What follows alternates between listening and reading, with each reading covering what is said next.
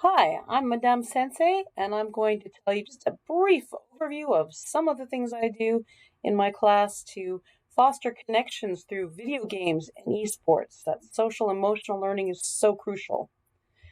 For my French classes, I take them on a virtual field trip of the Eiffel Tower, and I put in a lot of Easter eggs, and they find them, and they think it's just hysterical, and it's just fun to run around.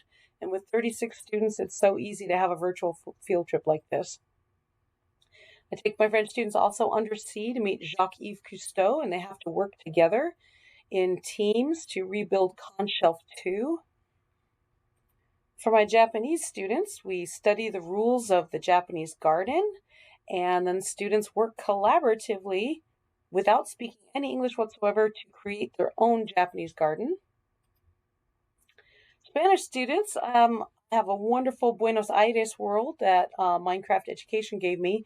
It is amazing, and so I take my students to Buenos Aires, and you can see them interacting here. They're playing a little soccer game. They're at the ecological reserve. They're at the government seat. My favorite moment of all time was there's a little Olympic village in Buenos Aires, and I put in this NPC that looks very much like the Olympic mascot. And then I heard some students giggling in the corner, and I went over to them and I'm like, what's going on here and everything. Of course, students cannot speak English at all while we're doing this. And I found out that my students had collaboratively kidnapped the mascot and put him in a cage.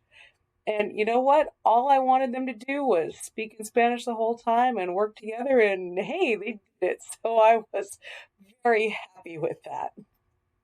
The other thing I really like to do is I create escape rooms. So we read a lot of stories, and then the students have to prove to me that they understood the story by working together in a team to escape from the story. So that's just a very, very brief overview of all the ways we use Minecraft education in my classroom to foster that connection and use the target language. Thanks for listening.